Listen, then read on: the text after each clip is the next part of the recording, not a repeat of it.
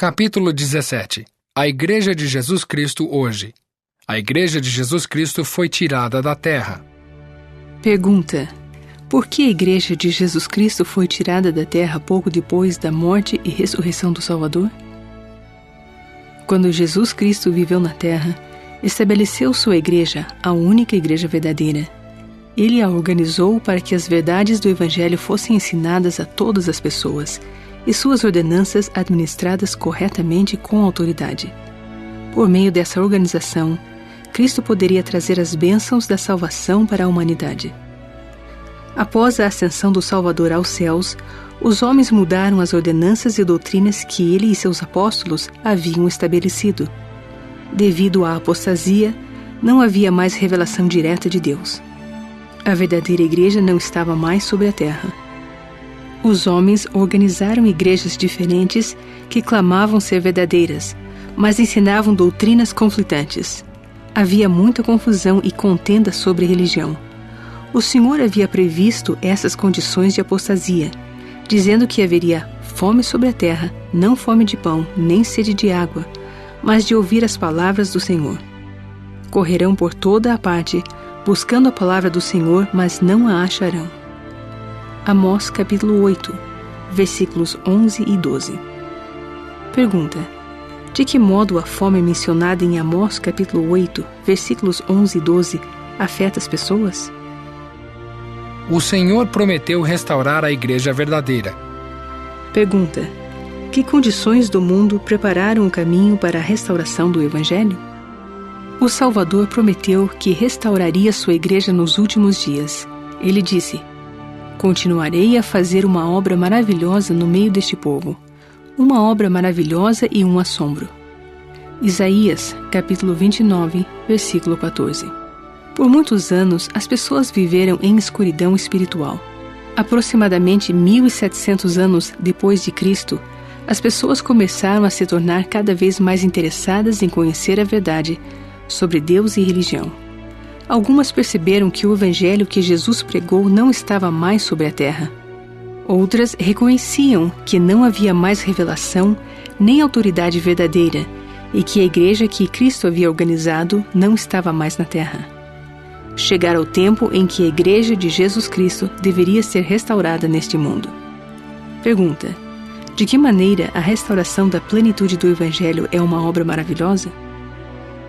Nova revelação de Deus. Pergunta: quando Joseph Smith teve a primeira visão, o que ele aprendeu a respeito de Deus? Na primavera de 1820, ocorreu um dos mais importantes acontecimentos da história. Havia chegado a hora da obra maravilhosa e do assombro que o Senhor mencionara. Quando era ainda apenas um rapaz, Joseph Smith desejava saber qual de todas as igrejas era a verdadeira Igreja de Cristo. Assim, retirou-se para um bosque perto de sua casa e orou humilde e intensamente ao Pai Celestial, perguntando-lhe a qual igreja deveria filiar-se. Naquela manhã, uma coisa maravilhosa aconteceu. O Pai Celestial e Jesus Cristo apareceram a Joseph Smith. O Salvador lhe disse que não se filiasse a nenhuma igreja, porque a igreja verdadeira não estava na terra. Também lhe disse que as crenças daquelas igrejas eram uma abominação à sua vista. Joseph Smith, História, capítulo 1, versículo 19. Ver também versículos 7 a 18 e 20. A partir desse acontecimento, começou a haver novamente revelações do céu. O Senhor havia escolhido um novo profeta. Desde essa época, os céus não se fecharam mais e a revelação continua até os nossos dias por intermédio de cada um dos seus profetas escolhidos. Joseph ajudaria a restaurar o verdadeiro Evangelho de Jesus Cristo. Pergunta: por que a primeira visão foi um dos acontecimentos mais importantes da história do mundo? A autoridade concedida por Deus foi restaurada.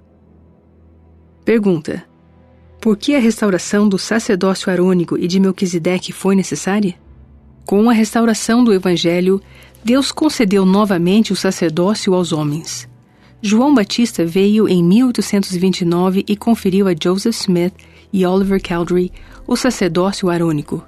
Vê Doutrina e Convênio, seção 13 e seção 27, versículo 8. Depois, Pedro, Tiago e João, a presidência da igreja nos tempos antigos, vieram e conferiram a Joseph e Oliver o sacerdócio de Melquisedeque e as chaves do reino de Deus. Ver Doutrina e Convênios, seção 27, versículos 12 e 13. Mais tarde, foram restauradas chaves adicionais do sacerdócio por mensageiros celestiais, como Moisés, Elias e Elaías o profeta. Ver Doutrina e Convênios, seção 110, versículos 11 a 16. Por meio da restauração, o sacerdócio foi trazido de volta à terra. Aqueles que possuem o sacerdócio hoje têm a autoridade para realizar ordenanças como o batismo. Também têm autoridade para dirigir o reino do Senhor na terra. A Igreja de Cristo foi organizada novamente. Pergunta: que acontecimentos levaram à organização da Igreja na terra novamente? Em 6 de abril de 1830, o Salvador dirigiu novamente a organização de sua Igreja sobre a terra. Vê Doutrina e Convênios, seção 20, versículo 1. Chama-se a Igreja de Jesus Cristo dos Santos dos Últimos Dias. Vê Doutrina e Convênios, seção 115, versículo 4. Cristo é o cabeça da Igreja hoje, assim como nos tempos antigos. O Senhor disse que ela é a única Igreja verdadeira e viva na face de toda a terra, com a qual eu, o Senhor, me deleito. Doutrina e Convênios, seção 1, versículo 30. Joseph Smith foi apoiado como profeta e primeiro elder da Igreja. Vê Doutrina e Convênios, seção 20, versículos 2 a 4. Mais tarde, foi organizada a primeira presidência e ele foi apoiado presidente. Quando a Igreja foi organizada, estabeleceu-se apenas a estrutura. A organização se desenvolveria à medida que a Igreja continuava a crescer. A Igreja foi organizada com os mesmos ofícios existentes na Igreja antiga. Aquela organização incluía apóstolos, profetas, setentas, evangelistas, patriarcas, pastores, líderes presidentes, sumos sacerdotes, élderes, bispos, sacerdotes, mestres e diáconos. Esses mesmos ofícios existem na sua Igreja hoje. Ver a sexta regra de fé. Um profeta, sob a direção do Senhor, dirige a Igreja. Esse profeta é também o presidente da Igreja. Ele possui toda a autoridade necessária para dirigir o trabalho do Senhor na terra. Ver Doutrina e Convênios, seção 107, versículos 65 e 91. 2 conselheiros ajudam o presidente. 12 apóstolos, que são testemunhas especiais do nome de Cristo, ensinam o Evangelho e governam os assuntos da Igreja em todas as partes do mundo. Outros líderes gerais da Igreja com designações especiais, inclusive o bispado presidente e os quórums dos 70, servem sob a direção da primeira presidência e dos 12. Os ofícios do sacerdócio incluem apóstolos, setentas, patriarcas, sumos sacerdotes, bispos, élderes, sacerdotes, mestres e diáconos. Esses são os mesmos ofícios que existiam na Igreja original. A Igreja cresceu muito mais do que nos dias de Jesus. À medida que vai crescendo, o Senhor revela unidades adicionais de organização dentro da Igreja. Quando a Igreja está completamente organizada em uma área, possui divisões locais chamadas estacas. Um presidente e 2 conselheiros presidem cada estaca. A estaca possui 12 sumos conselheiros que ajudam a obra do Senhor na área. Os quórums do sacerdócio de Melquisedeque são organizados na estaca sob a direção do presidente da estaca. Ver o capítulo 14, a organização do sacerdócio. Cada estaca é dividida em áreas menores chamadas alas. Um bispo e 2 conselheiros presidem cada ala. Nas áreas do mundo onde a Igreja está se desenvolvendo, há distritos que são semelhantes às estacas. Os distritos são divididos em unidades menores chamadas ramos, que são semelhantes às alas. Verdades importantes foram restauradas. Pergunta: que verdades importantes foram reveladas novamente com a restauração da Igreja? A Igreja hoje ensina os mesmos princípios e realiza as mesmas ordenanças que eram feitas no tempo de Jesus. Os primeiros princípios e ordenanças do Evangelho são fé no Senhor Jesus Cristo, arrependimento, batismo por imersão e imposição de mãos para o dom do Espírito Santo. Ver a quarta regra de fé.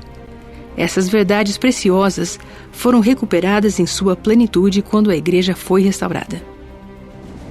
Pelo dom e poder de Deus, Joseph Smith traduziu o Livro de Mórmon, que contém as verdades claras e preciosas do Evangelho. Seguiram-se muitas outras revelações que foram registradas como escrituras em Doutrina e Convênios e Pérola de Grande Valor. Ver o capítulo 10, As Escrituras. Outras verdades importantes que foram restauradas incluem as seguintes. 1. O Pai Celestial é uma pessoa real, com um corpo tangível e aperfeiçoado de carne e ossos, e Jesus Cristo também. O Espírito Santo é um personagem de espírito. 2.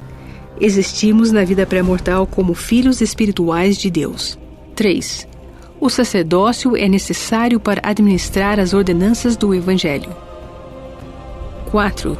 Nós seremos punidos por nossos próprios pecados e não pela transgressão de Adão. 5. As crianças não precisam ser batizadas, até que sejam responsáveis por suas ações. 8 anos de idade. 6. Existem 3 reinos de glória nos céus, e por intermédio da graça do Senhor Jesus Cristo, as pessoas serão recompensadas de acordo com suas ações na terra e os desejos de seu coração. 7. Os relacionamentos familiares podem ser eternos por meio do poder selador do sacerdócio. 8. As ordenanças e convênios são necessários para a salvação e estão ao alcance tanto dos vivos como dos mortos. Pergunta: como essas verdades influenciaram vocês e outras pessoas? A Igreja de Jesus Cristo nunca será destruída.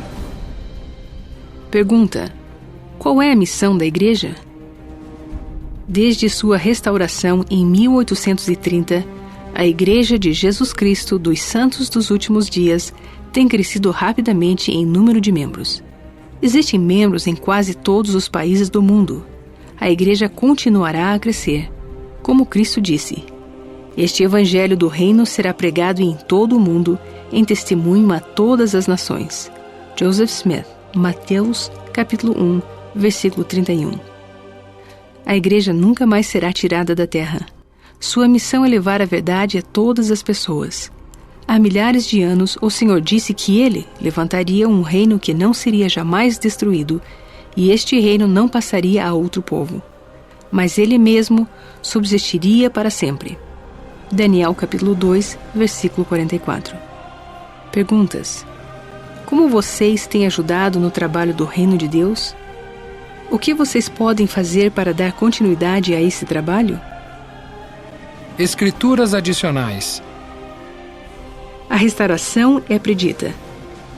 Atos, capítulo 3, versículos 19 a 21. Apocalipse, capítulo 14, versículo 6. Daniel, capítulo 2, versículos 44 e 45. Isaías, capítulo 2, versículos 2 a 4 e 2 Nefe, capítulo 3, versículos 6 a 15. A restauração do Evangelho. Doutrina e Convênios, seção 110, seção 128, versículos 19 a 21. Seção 133, versículos 36 a 39, 57 e 58. Jesus Cristo é a pedra angular da Igreja. Efésios, capítulo 2, versículo 20. Deveres dos líderes da Igreja. Doutrina e Convênios, seção 20, versículos 38 a 67. O Evangelho deve ser pregado a todas as nações. Mateus capítulo 24, versículo 14.